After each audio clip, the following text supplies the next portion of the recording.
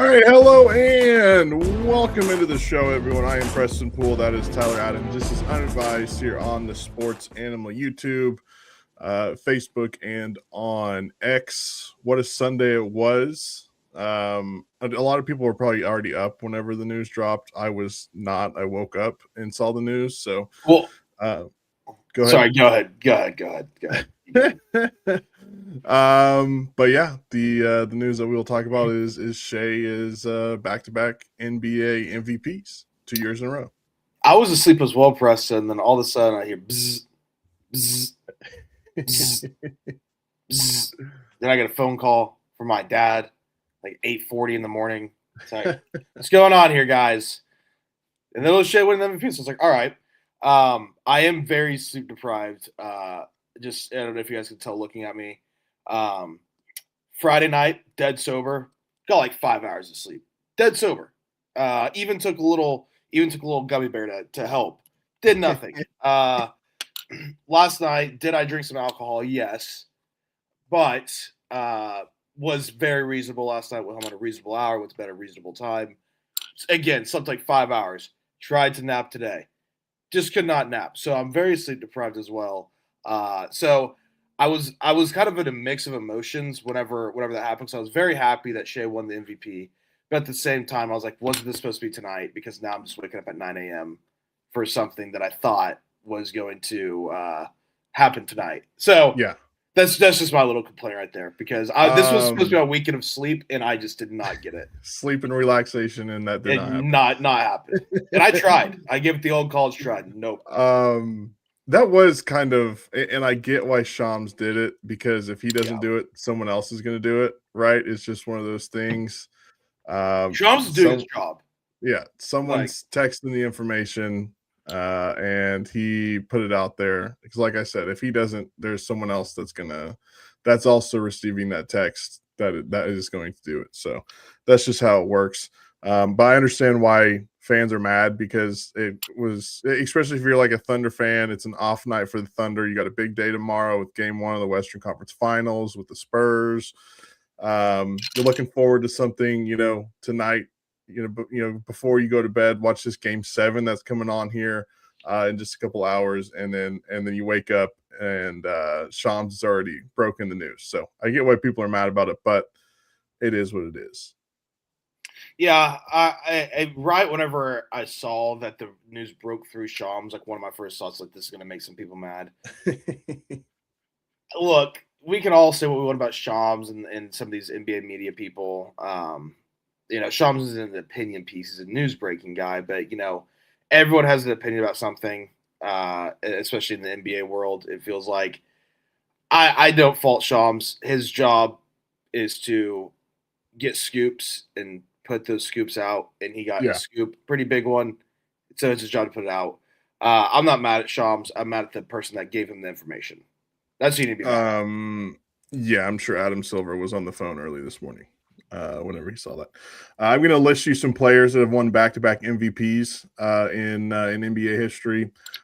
Bill Russell, Wilt Chamberlain, Kareem Abdul-Jabbar, Moses Malone, Larry Bird, Magic Johnson, Michael Jordan, Tim Duncan, Steve Nash, LeBron James, Steph Curry, Giannis Antetokounmpo, Nikola Jokic, and now Shai Gilgeous-Alexander.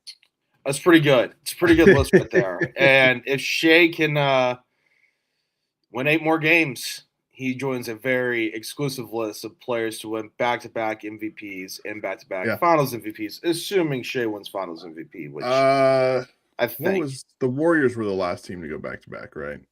Yeah, 2017, okay. 2018. That's what I thought. Yeah. How about some players that have only won one MVP award in their entire career? Guys by the name of Shaquille O'Neal, Kevin Garnett, Joel Embiid, Kevin Durant, James Harden, Russell Westbrook, Derrick Rose, Allen Iverson, Dirk Nowitzki, Moses Malone, and Charles Barkley, and the guy by the name of Kobe Bryant. Yeah. I saw one too where if you're just talking individual achievements, that I Shea said and Steph Moses Curry. Malone. I meant the mailman. I don't know why I said Moses Malone. My bad. Anyways. Yeah, that good guy. Yeah. Horrible guy. My brain's fried right now. I woke up from a nap. I also forgot to mention I was able to finally fall asleep and take a nap, and I woke up Yeah. like 15 minutes before this started. Deep sleep too. Deep sleep nap. Like I was looking around the Didn't know room. where you were at. What's going on? I thought I missed work. I saw something earlier where it was talking about if you're just talking about individual achievements. Shea has already tied Steph Curry in MVPs, Finals MVPs, and All NBA first teams. Yeah. And he'll beat the All NBA first teams this year because Shea will be a first team All NBA for his 5th total. Steph has 4. Shea currently has 4. Here's a list of players with MVPs by the time they turn 28. With multiple, I should say, MVPs by the time they turn 28. LeBron James had 3, and then the rest of these guys have 2. Shea, Jokic, Giannis, Steph, Tim Duncan, and Michael Jordan. Pretty good. So Pretty it's, good I mean, company. just he continues to join elite lists in NBA history. And it's just crazy. Like I was like, and I remember doing this last year too. Just like going back to like the Paul George trade, and like I remember whenever the Thunder acquired Shea in that trade. I remember it's like you heard the name Shea Gilgeous-Alexander a couple times. Like he was like, okay, yeah, he had a pretty decent rookie season. You know, he had a decent series against the Warriors in the playoffs for the Clippers. But none of us thought that it would be like what it is today. Like no one. I don't think Shea probably believed it, and it's just funny kind of looking back on the last 6-7 years of this era of Thunder basketball and just how every single year that Shea, he's just gotten better and better and better every year to the point where he won MVP, Finals MVP last year, one of the all-time great seasons last year, and is 8 wins and away. It was even better this year. It was 8 wins away from having an even better season than what last season was. Like it's incredible. Yeah. It's incredible. He just gets better and better, and the story arc of him, the development of him is. I was thinking about it. Like I don't know if we've seen a player quite like what we've seen with Shea in the sense of he goes from, hey, this guy could be a really good number 2, number 3 on the team. It's like, oh, this guy's an all-time guard. Like this guy is going to be a top 3 guard when it's all said and done. I mean, in most recent memory, I think of like Steph, where he battled a lot of like injuries early in his career, and then finally got healthy, and then you know, just obviously did what he's done with his career. But I mean, yeah, at this point, like you have to list him as one of the, you know, when you're talking about best guards of all time. I'm not saying he's the best guard of all time, but he's definitely shooting up those lists after last season and what he's done so far this season. So still got, obviously, like you said, have to win 8 more games for him to go back to back with the titles. We'll see if that happens. It'll be very interesting because the series we got coming up in Oklahoma City, I have a feeling is going to be an all-time series with the Spurs. Are we ready? Yeah. Are we ready to talk about it? Let's break it down. The first thing I want to say, I talked about this with Sam Humphries yesterday on air. I think we've talked about it as well, Preston. Myself included. I don't think we understand the hate that is about to fill our hearts for the next week to 2 weeks. This San Antonio team, I'm telling you, I don't know how people look at the San Antonio team and look at this Oklahoma City team and take away the winningest. Like I get Oklahoma City's hated because they've won and they're winning and dominating at such a high level. But if you're just talking about personalities and pompousness and douchebagness of the two stars and the role players amongst them, I don't know how anyone in their right mind is like, yeah, Oklahoma City, those guys suck way more than what the Spurs guys suck. These Spurs guys are the worst. They're not even cool. They're not even cool. You know, I remember one of my friends. It's a big Luka guy, and a not a Shea hater, but you know, definitely not a Shea guy. Yeah. I remember he told me, he's like, hey, dude, say what you want about Shea. It's like, that guy is, this is what he told me. He's like, that guy's, he's cool. Like, Shea is just cool. There's nothing cool about Victor Wembanyama. There's nothing cool about Stephon Castle. There's nothing cool about Dylan Harper. They're weirdos. They're losers. And I just can't wait to beat the absolute crap out of them because I hate them. I have genuine hate in my heart for these people. I And do the series think hasn't started yet. Yeah, I'm not ready to go as far as like have absolute hatred in my heart for them just yet, but I can Sports get hatred. there. I wouldn't say this is all sports hatred. Like they all seem like great people, do great things. Like they all, this is on the hardwood hatred. Yeah, between the lines. Between the line hatred. Yes. I did see. I was on TikTok earlier today, and for some reason Wemby has popped up into my algorithm. I don't like it, but it was like a video of him playing basketball in France when he was. Oh, I don't know how old he was. He had to be 8 or 9 maybe, and obviously he was a giant at that point compared to the other kids. But when the other team would score, he would like take the basketball and just slam it onto the ground in anger. So maybe the Thunder can get him to get to that frustration level this series. Oh, they're gonna be frustrating the crap out of him. Oh my gosh. I think that's. I mean, look, I know it's a small sample size and game in the playoffs, right? With the Wolves, where he just gave the elbow to Naj Reid. But if there's some way that you can like get under his skin like that to where like he reacts like that, like if I'm Jay Will, I'm taking that elbow 10 times out of 10 every single game if I have to, and selling it as hard as I can. Just just try and get under his skin is what, not trying to get him ejected every single game, but just try and get under his skin. I think Caruso and Cason Wallace are going to attack whenever they see an opportunity to collapse in on him to start a double. I think Caruso and Cason Wallace are going to attack it on him like rabid pit bulls who haven't eaten in 3 days. Like that's what I think it's going to be like for them. Jay Will, I think, is going to be a pest. Lou Dort's obviously going to be a pest. Wemby, I think he's. It's very easy to get under his skin. I do think he's thin-skinned in that sense, in the basketball sense, where it's like he loses his cool and he's like, well, it's all building up. Like, look at all. It's like he's like, there's so much that just built up this. I'm like, you think you're the only guy out there that has gotten fouled where it didn't get called? Like I've never seen a guy blatantly elbow somebody on purpose and then play victim after of why it happened. Well, and everyone else act like he's the media ran with it. Yeah, the media ran with it. The team ran with it. That's what I'm saying. These guys suck. Suck, and it is a PR. I don't know. It's PR masterclass by whoever's the deep state running the Spurs, fanboy out there. I think it's just because the country is, or I should say NBA fans, since it's worldwide, are trying to grasp onto someone new that like LeBron is leaving the league. It's very apparent that's going to happen within the next couple of years, if not next year.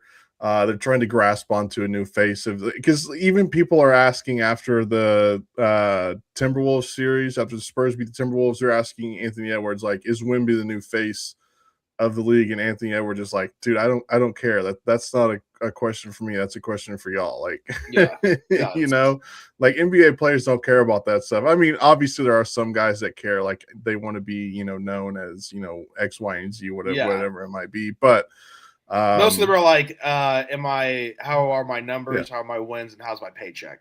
Exactly. As long as that paycheck is hitting the bank whenever it's supposed to and all that, I think they're all just fine with how, things are going about. So Anthony Edwards is probably like, you don't get paid more for being the face of the league. But like, no, he's like, okay, I don't want it then. I don't care. Shea or Wemby can have that. Other news, I didn't see this. I guess J Dub put out a video on his YouTube saying that he was good to go. Now there's not been any like official word, but if it's coming from the guy who was hurt, and I would assume that means that he is actually healthy and going to give it a go here tomorrow night. I saw the 30-second out of context clip with it, and it was pretty much, it was after Game 3 going into Game 4 of the Lakers series. J-Dub's like, I could play right now. There's just no point for me to play. Yeah. So that was after Game 3, which was 8 days ago today. Yeah, say over a week ago. Yeah. And so he was ready to go a week ago to play. So I think he's I would say it's a 99% chance J-Dub's lacing him up tomorrow. Yeah. Yeah. That's what I'm thinking as well. Obviously, that moves AJ Mitchell out of the starting lineup back to the bench. But I don't know if that's such a bad thing No. because of how well AJ's been playing. And I think he's a guy that can kind of do it no matter like because there's guys where they kind of have to start because if you bring them off the bench, they just can't do it for whatever reason off the bench. And obviously those guys are still talented. It's just probably just something with their mind. I think AJ is good, no matter where you put him in the lineup. I think you just put him out there and let him eat, basically. Yeah, and I was gonna look at the matchups too, like the Dylan Harper versus AJ. Both those guys coming. I mean, obviously Keldon Johnson for the Spurs, 6th man of the year. But Dylan Harper he's been, I think, the most impressive guy in these playoffs, being a rookie and performing the way he has, and just at the moment's never been too big for him. 20 years old, 21 years old, however old he is. So he's been very impressive. So. It's one of those things where it's like you say, AJ going back to the bench is not a bad thing, and I totally agree because the Thunder have met a match with a team that can kind of match them for depth. Now, when you get to players 9, 10, 11, 12, the Thunder are deeper in that sense, but 1 to 8, the Spurs are right there neck and neck with how deep the Thunder are. So you need all hands on deck when it comes to this team. And AJ Mitchell moving back to the benches, and obviously just the return of J-Dub in general just helps that so much. Yeah, well, in the defense, I think we've all seen like the defense goes to another level when J-Dub is out there on the court.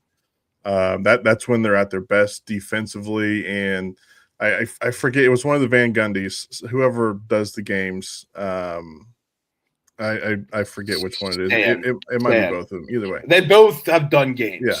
I think whoever does it on Prime, Stan's doing it right now. Is he on Prime or is he on NBC? Anyways, that doesn't matter. That is an irrelevant topic. It was one of the two brothers said like, the things are going to be different in the Western Conference Finals for the Spurs because the Thunder will be clogging the lane, like the passing lanes, which the Timberwolves just were not doing. They just don't have the capability like what in Oklahoma City Thunder does when it comes to clogging those passing lanes, creating turnovers, creating points off of turnovers, stuff like that. That's how the Thunder go on those massive, 25-2 runs and stuff like that in games that they do. So I think that's going to be an important part of this series is the Thunder obviously getting a lot of turnovers, creating points off of turnovers because they had,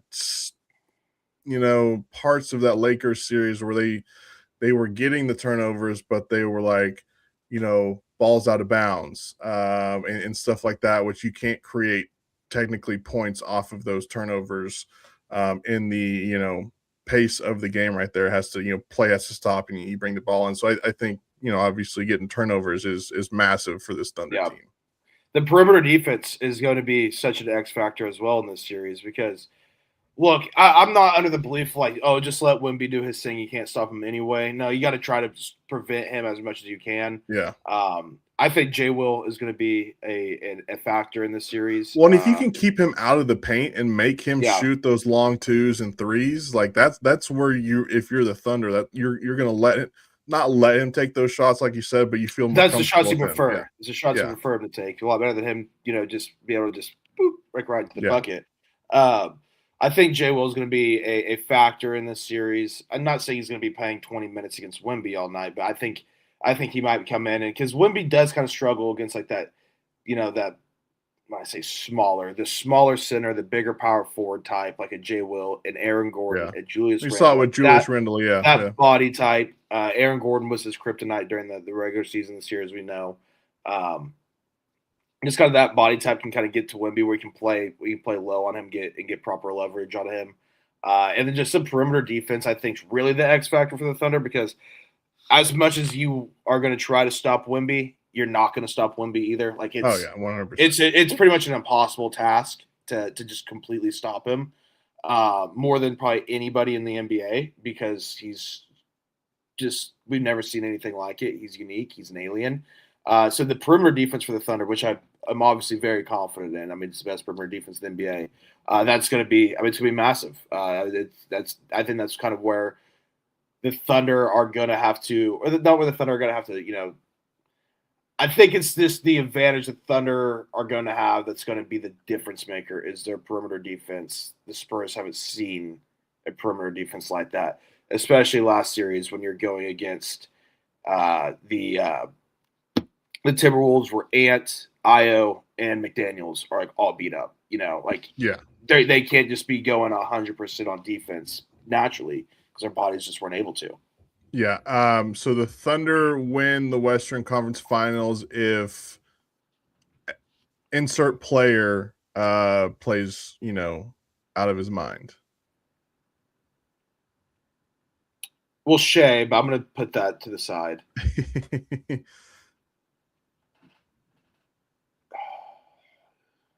I've got mine. AJ. I think it's AJ. AJ. I think it's AJ. I think it's Chet Holmgren. Yeah, I mean, Chet crossed my mind. Chet crossed my mind. Here, okay, let me ask you this. I was going to ask Sam this yesterday, but I never got to it. So with Chet and the whole Wemby factor, if I was basketball god and I came down and said, Preston, Wemby's going to dominate one end of the court. He's going to be the best player on one end of the court. There's nothing you can do to stop it.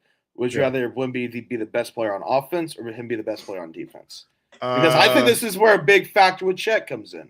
Yeah.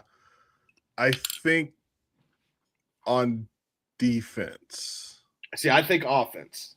Yeah? I think offense. Just because I think the Thunder, if he was just the best player, if he was just getting everything on offense, the Thunder could just limit the other four guys and then just hope that they can kind of just match up. If Wemby wasn't preventing the Thunder's offense, I think the Thunder would have firepower to keep up with it.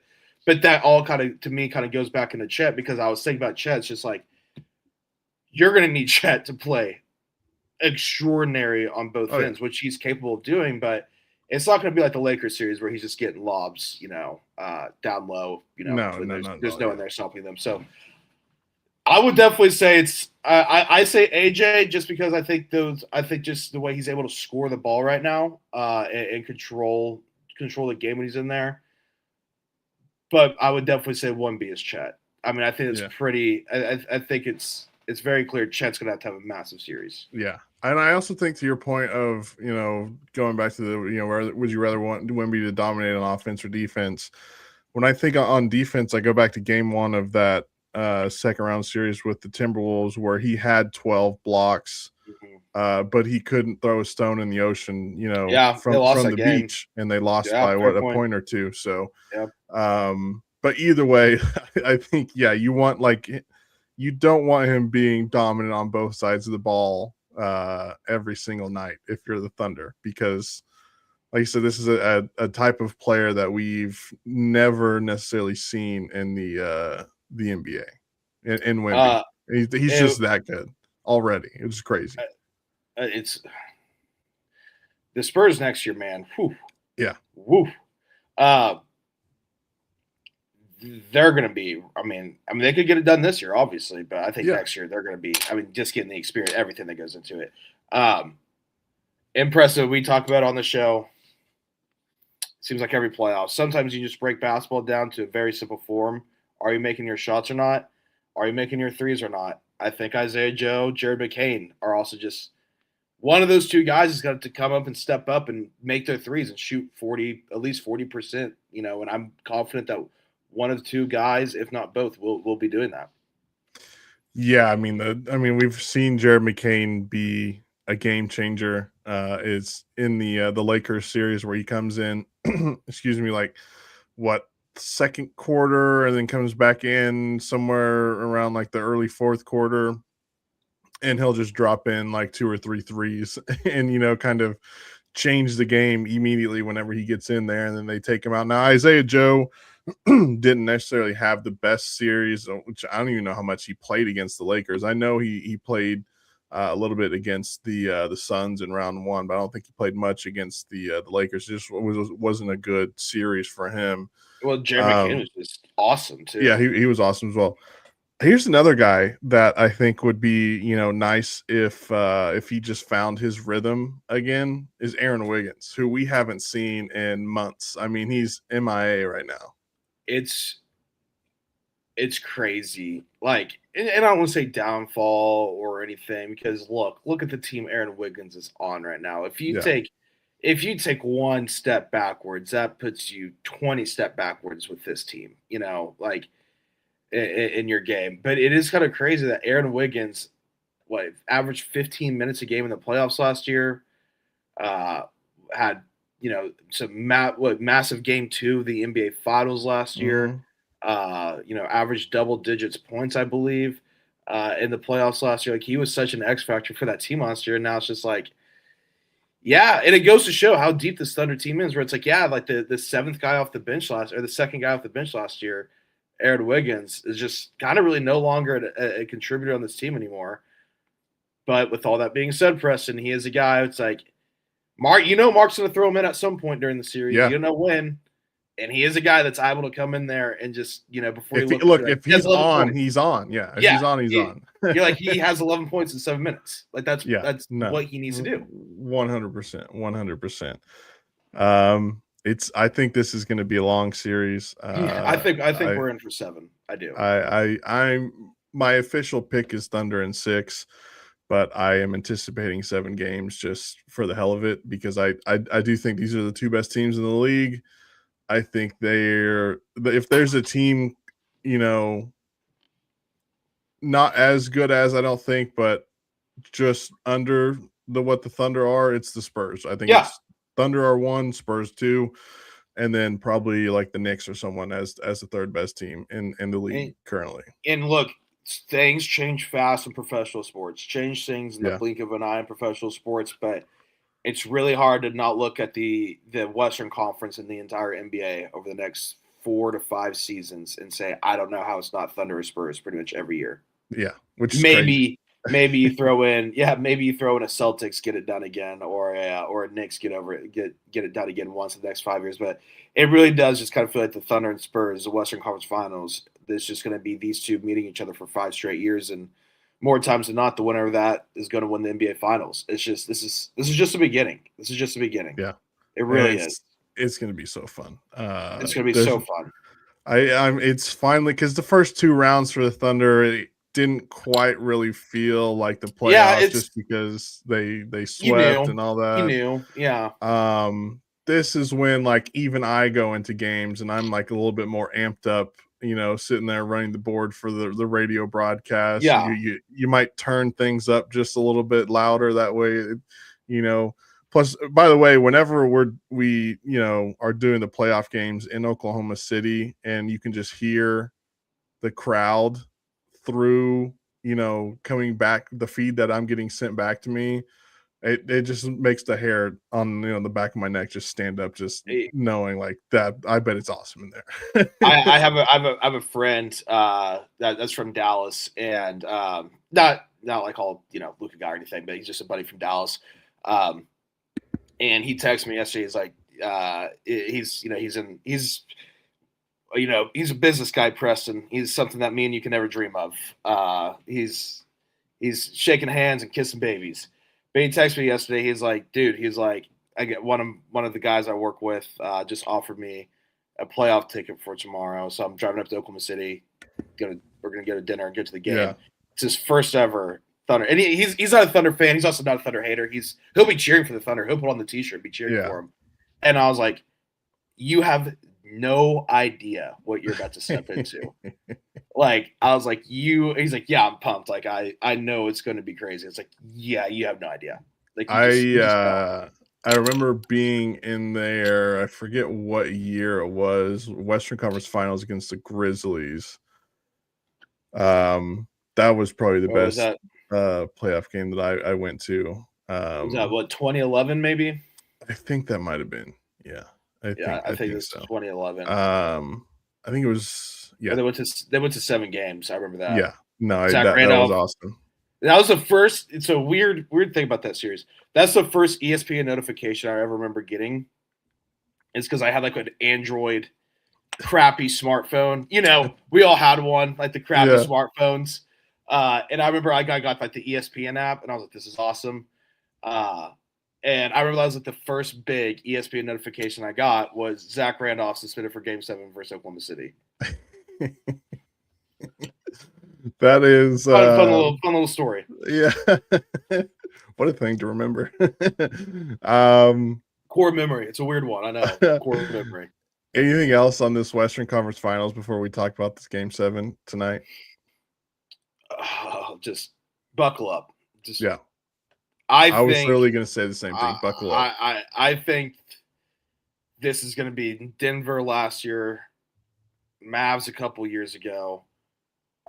Obviously, Pacers was completely different. That's the finals. But if you're just talking about the Western Conference rivalries we've had, going back to the KD Russ Harden days, I think this one is going to be a series and a future rivalry that is we said this is just the beginning of what I think could be a 5-year collision course where it's like for the next 5 years or hell even 5 out of 5 years, it's these two teams facing off in the West Finals against each other. Yeah. And I mean, this is kind of, we'll see if playoff pedigree, if you will, means anything. I do think that's the difference in the series is the experience and the home court. I do think that's I think that is I think there's going to be a couple different factors on the X's and O's wise, but like we just talked about, but I think at the just base level, I think if you're telling me these two teams are 50-50, the Thunder have the edge on two things: home court experience, and that matters. Yeah. It does. No, I'm with you. Okay, yeah, Game 7 tonight. The Cleveland Cavaliers in Detroit to take on the Pistons. The Pistons are 4.5-point favorites. You've been on the Pistons bandwagon, obviously, because you're a Cade guy because he went to Oklahoma State. This is a game where I didn't see this one going to 7, honestly. But this is also a series where I don't know how much I've even watched of this series. I did watch the last game. I am gonna watch tonight, but this has been probably the most boring out of the playoff outside of the Thunders. Obviously, we have rooting interest for the Thunder. The Thunder series were boring because it was just a sweep. Obviously, both of them. This one might be the other most boring series out there. It's craptastical. Craptastical, where it's a great series because we're at Game 7, but it's been crap to get there. Been a lot of drunken moments. The Pistons, I just don't know if they know how to play offense. It seemed like they figured it out in Game 6 to play offense. There's a lot of storylines going into this game, Preston. If you're just looking at the storylines, obviously I'm biased when it comes to Cade, but I don't think this is like. I don't think if he loses this game, there's going to be a narrative built around him. It's his 5th year in the league. This is his first time in the second. Okay, never mind. Yeah. Second. But they lost the Knicks last year in the playoffs. But he brought his team back single-handedly down 3-1 against the Magic. And I think everyone realizes just like he doesn't have a lot of help around him. So I don't think there's really narratives for Cade, but there's narratives for a lot of guys in Cleveland. James Harden. Mainly James Harden, yeah.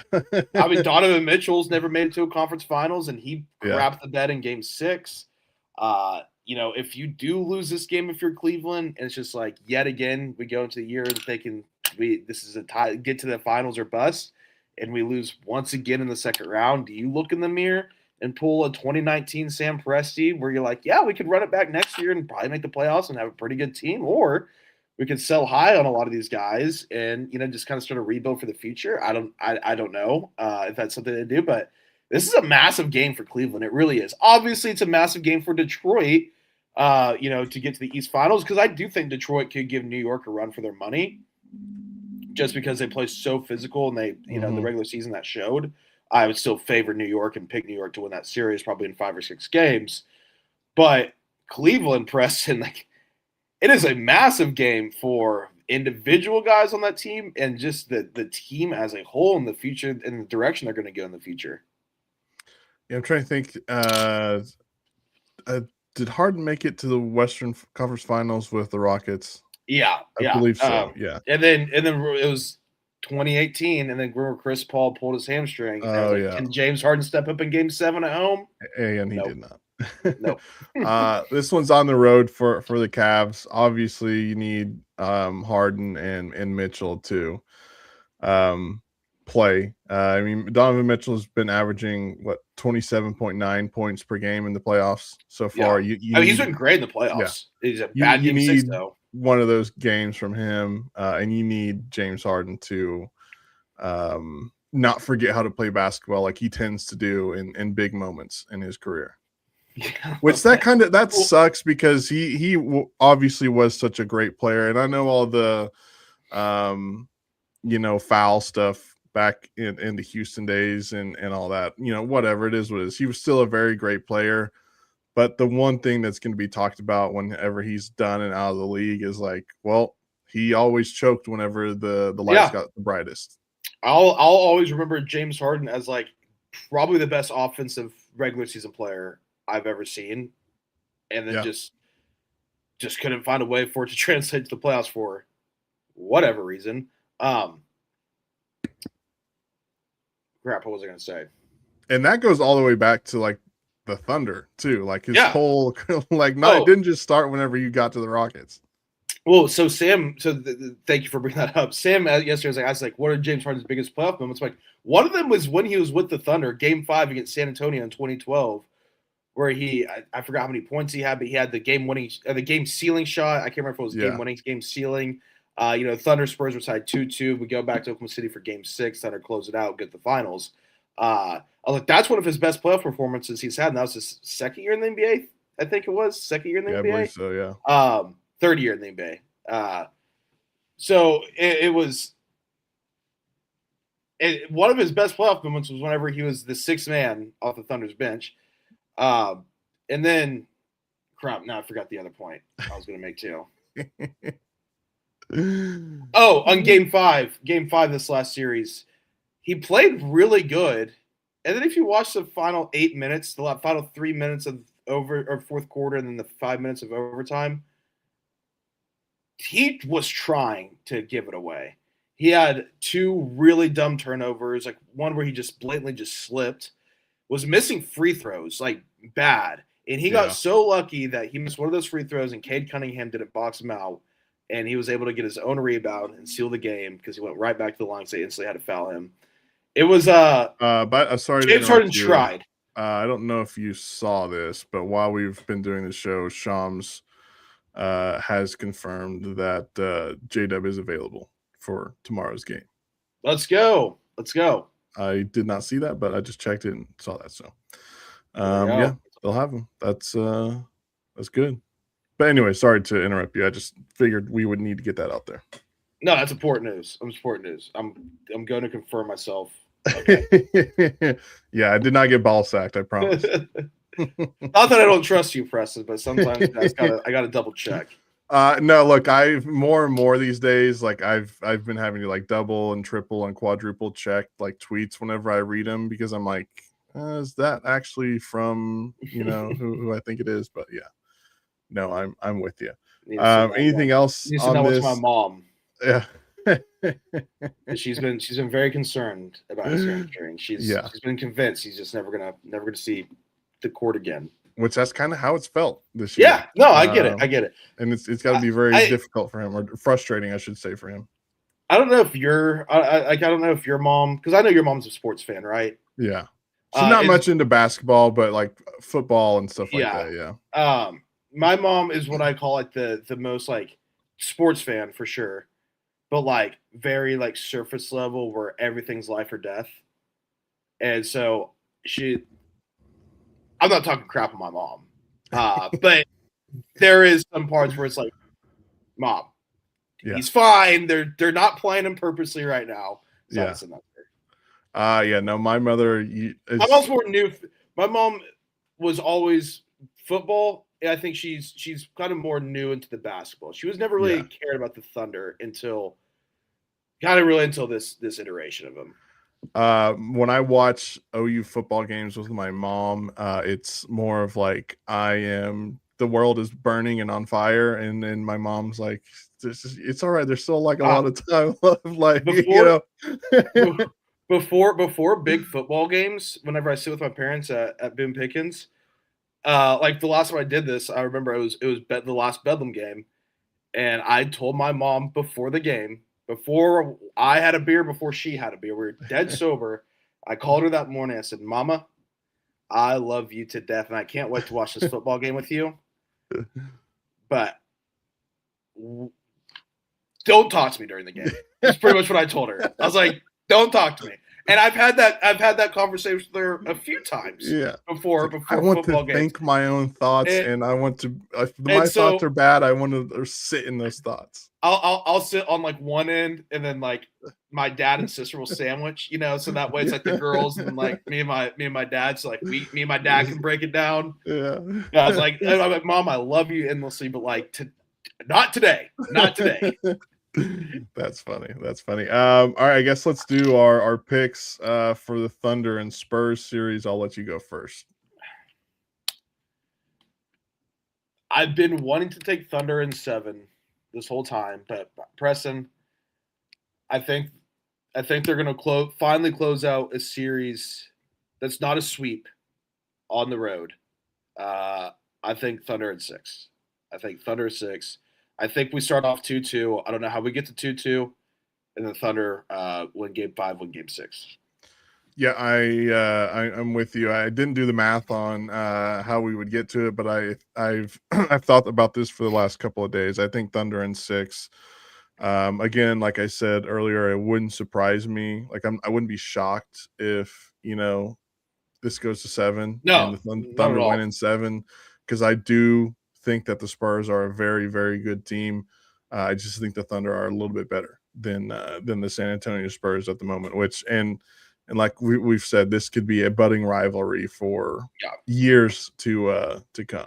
So who you got in Game 7 tonight? Whew. I mean, hold on, let me flip a coin real quick. Yeah, that's what it feels like. Like literally, I'm gonna give it to Cleveland. I think it's time. I think it's time that Donovan Mitchell finally gets to the Eastern Conference. I mean, obviously rooting for the Pistons and for Cade, but I think there's so much on the line for the Pistons that's like they're going in this like there's no way they're going with the mindset like there's no way we lose tonight. Like there's no way we lose tonight kind of mindset. So there's so much on the line for them. I've been going back and forth on this throughout the show. I was just getting ready to say Cavs, but I think at home in Detroit, I think the Pistons can get it done. I think maybe they put it all together tonight. So we'll see. I also just wanted to be like opposite of you. That way, if it does happen, then well, I'll be happy if the Pistons win. That's the thing. That's true. That's true. You're a winner either way. Then maybe I should have thought about that. By the way, I had one of my friends ask me the other day. Like, would you be conflicted if the Thunder were in the finals?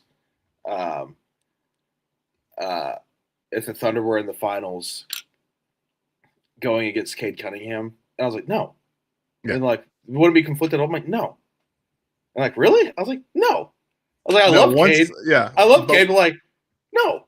Once they get into the professional ranks, like even in the NFL and stuff like that, like no matter what they did at whatever school that you root for or whatever college, once they get up there, it's kind of like Nick Bonito, crushing Justin Herbert on a sack. Yeah, you're like, screw that guy. Yeah, that guy sucks. You are no longer Cade Cunningham no longer does anything for Oklahoma State. Like I said, but he was, and this is during the Lakers series. I'm like, we're going against Marcus Smart right now, who I probably love more than Cade because he was part of my my childhood. Yeah. And he also played 2 years. I had 2 years of Marcus Smart compared to one bubble season of Cade. I was like, and Marcus Smart's being the biggest B out there on the court right now. I was like, I got no problem rooting against Marcus Smart right now. That's funny. All right. Well, that's going to do it for us. We probably won't do another show. This just made me think of a hypothetical, though.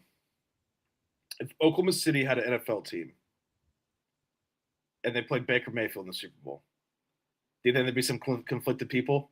I do. Yeah. When it comes to OU football, I think that could be like an OU, like a guy like Baker Mayfield. Now, Kyler Murray, Jalen Hurts, No one cares. Yeah.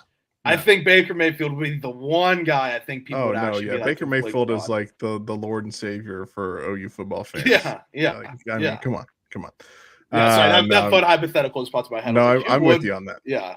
I'm with you on that. Okay, that'll do it for us. We probably won't do another show till like Thursday because of how busy the schedule this week is going to be up at the Sports Animal. So make sure you're listening.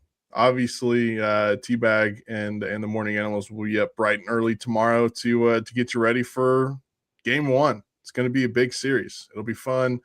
And then we'll obviously cap off the night with the Thunder and Spurs on the Sports Animal. So it'll be a blast, and we'll see what happens. But until then, everyone be good, be safe. We'll see you later.